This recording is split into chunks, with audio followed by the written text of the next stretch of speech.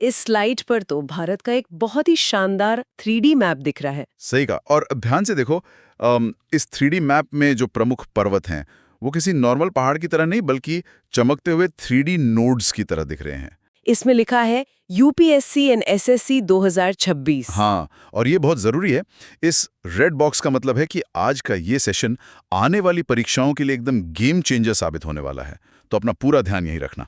इस स्लाइड पर 3 अलग-अलग चमकती हुई पर्वत चोटियां हैं और तीनों अलग-अलग कांच के बॉक्सेस में बंद हैं। बिल्कुल, ये 3 चोटियां हैं, K2, कंचनजुंगा और नंदा देवी। ये स्लाइड हमारे सबसे बड़े कंफ्यूजन को दूर करने के लिए है। देखो, K2 की ऊंचाई 8,611 मीटर है और ये ट्रांस हिमालय का हिस्सा है। राइट। दूसरी तरफ कंचनजुंगा है जो 8,586 मीटर ऊंची है और सिक्किम में भारत नेपाल सीमा पर है।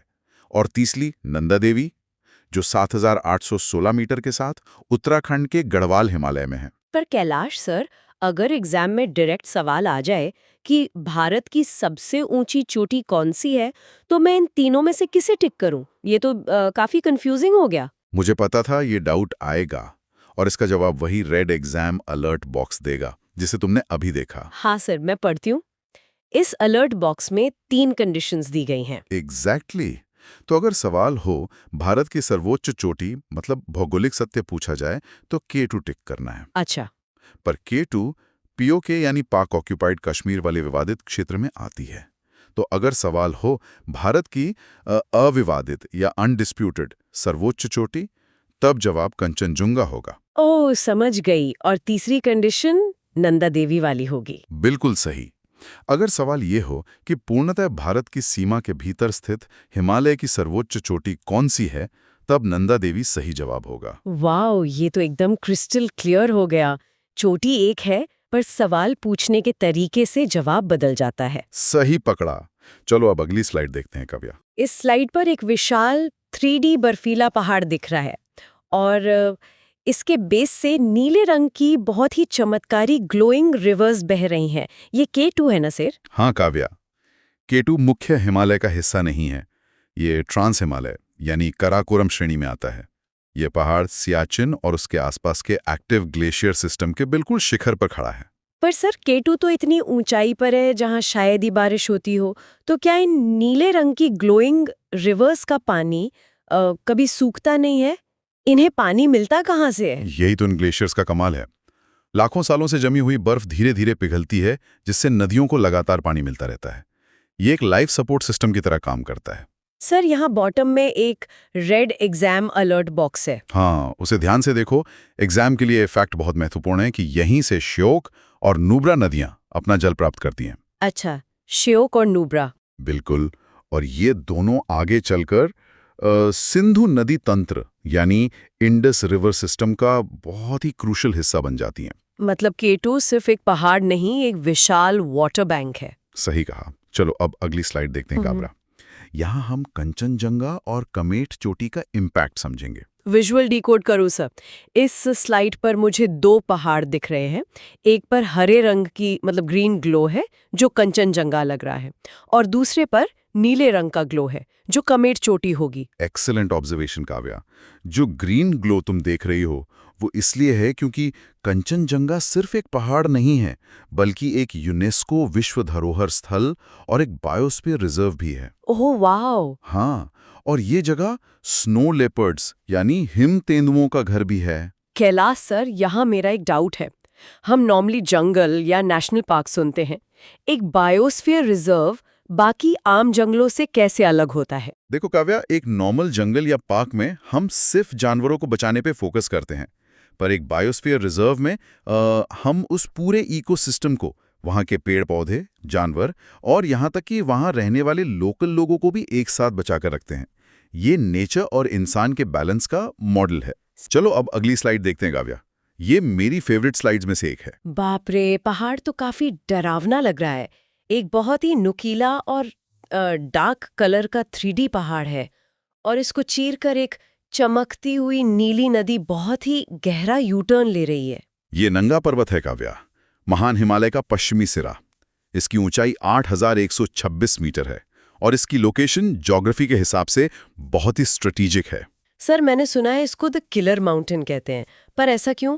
क्या सिर्फ अपनी हाइट की वजह से या इसके भूगोल की वजह से इसको किलर कहते हैं? देखो, पर्वतारोहियों के लिए तो इसकी खड़ी ढलानें किलर हैं ही, पर इसका सबसे बड़ा भौगोलिक रोल ये है कि सिंधु नदी इस विशाल पहाड़ के पार नहीं जा पाती। अरे हाँ, यहाँ इस रेड एग्जाम अलर्ट बॉक्स में लिखा है सिंधु नदी का महाखड्ड। सही पकड़ा। नंगा पर्वत एक ऐसी दीवार है जिसके कारण सिंधु नदी मजबूर हो जाती है और चट्टान को काटकर एक अत्यंत गहरा महाखड्ड, जिसे हम गॉर्ज कहते हैं, वो बनाती है। ओह, और इसलिए वो अचानक दक्षिण यानी पाकिस्तान की तरफ मुड़ जाती है। बिल्कुल। एग्जाम के लिए इस यू टर्न और गॉर्ज को याद रखना बहुत जरूरी है। अब हम हिमालय से थोड़ा दूर चलते हैं। चलो अब अगली स्लाइड देखते हैं काव्या। ये विजुअल तो सच में अद्भुत है सर। एक सुनहरी यानी गोल्डन 3D ढाल या शील्ड बनी हुई है, और ये शील्ड एक तरफ से आ रही गरम लहरदार हवाओं को दूसरी तरफ के हरे भरे मैदानों में जाने से रोक रही है। ये सुनहरी ढाल और कोई नहीं, हमारी अरावली पर्वत श्रेणी है, और इसका सबसे ऊंचा पॉइंट है गुरु शिखर, जिसकी ऊंचाई 1722 मीटर है। ये दुनिया की सबसे पुरानी वलित पर्वत श्रेणी यानी ओल्ड फोल्ड माउंटेन है। पर कैलाश सर, अगर ये इतनी पुरानी है और अब घिस चुकी है, तो फिर ये हमारे किस काम की है? इसे इस विजुअल में शील्ड क्यों दिखाया गया है? यही तो इसकी सबसे बड़ी खासियत है काव्या। भले ही ये घिस चुकी है, पर इसका रोल एक मौन रक्षक यानी साइलेंट प्रोटेक्टर का है। सर वहाँ रेड एग्जाम अलर्ट बॉक्स भी आ गया है, जिसमें इसकी असली सुपर पावर लिखी है। हाँ, पढ़ो उसे। इसमें लिखा है कि ये थार रेगिस्तान को पूर्व की तरफ यानी दिल्ली और गंगा के मैदानों की ओर बढ़ने से रोकती है। एग्जैक्टली। अगर अरावली ना हो तो वो गरम रेतीली हवाएं हमारे हरे भरे मैदानों को भी रेगिस्तान बना देंगी। और सिर्फ इतना ही नहीं, ये साबरमती और लूनी नदियों के बीच जल विभाजक का काम भी करती है। साथ ही बनास और पश्चिमी बनास नदियों का उद्गम स्थल भी यही है। मतलब हाइट कम होने से पहाड़ की वैल्यू कम नहीं होती। ये तो सच में हीरो है। बिल्कुल। अब इसी जल विभाजक वाले कॉन्सेप्ट को आगे बढ़ाते हैं। चलो अब अगली स्लाइड देखते हैं काव्या। ओके सर, इस स्लाइड का 3D विजुअल तो किसी घर की ढलान वाली कांच की छत जैसा लग रहा है, जिस पर बारिश की बूंदें गिर रही हैं और दो अलग-अलग दिशाओं में बह रही हैं। सही डिकोड किया तुमने। ये मध्य प्रदेश में सतपुरा श्रेणी के पास स्थित धूपगढ़ चोटी है। इसकी ऊंचाई 1350 मीटर है। ये मध्य भारत का अल्टीमेट वाटर डिवाइड है। सर एक डाउट था, ये जल विभाजक या वाटर डिवाइड असल में होता क्या है? एक नॉर्मल स्टूडेंट को इसे कैसे समझना चाहिए? उसी कांच की छत वाले विजुअल को ध्यान से देखो काव्या। जैसे छत की ढलान तय करती है कि पानी आगे गिरेगा या पीछे, वैसे ही धूपगढ़ की ऊंचाई तय करती है कि बारिश का पानी किस दिशा में बहेगा। अच्छा, तभी इस रेड एग्जाम अलर्ट बॉक्स में इसे मध्य भारत का प्राकृतिक ट्रैफिक कंट्रोल सिस्टम लिखा गया है। बिल्कुल सही। एग्जाम के पॉइंट ऑफ व्यू से ये याद रखना है कि धूपगढ़ तय करता है कि बारिश का पानी उत्तर की नदियों में जाएगा या फिर दक्षिण की तरफ ताप्ती और गोदावरी नदियों के बेसन का हिस्सा बनेगा। वाह सर, पहाड़ एज ए ट्रैफिक पुलिस, ये एग्जाम्पल मैं कभी नहीं भूलूंगी। गुड। अब हम चलते हैं भारत के दक्षिणी हिस्से में। चलो अब अगली स्लाइड देखते हैं काव्या। इस स्लाइड पर एक लंबी हरे रंग की 3D पर्वत श्रृंखला दिख रही है, और समुद्र की तरफ से काफी सारे नीले और भारी बादल आ रहे हैं जिन्हें ये पर्वत रोक रहा है। बादलों के टकराते ही वहां से नदियां फूट रही हैं। ये हमारे पश्चिमी घाट यानी वेस्टर्न घाट्स हैं काव्या, और इसमें सबसे प्रमुख है केरला की एनामलाई पहाड़ियों में स्थित अनायमुडी, जिसकी ऊंचाई 2695 मीटर है। पर सर मेरा डाउट ये है कि क्या ये सच में दक्षिण भारत की सबसे ऊंची चोटी है, क्योंकि इसे स्लाइड के टाइटल में दक्षिण का एवरेस्ट कहा गया है। हाँ काव्या, अन्नामुडी प्रायद्वीपीय यानी पेनिनसुलर इंडिया की सर्वोच्च चोटी है, और इसे दक्षिण का एवरेस्ट सिर्फ इसकी ऊंचाई के लिए नहीं बल्कि इसके इम्पैक्ट के लिए कहते हैं।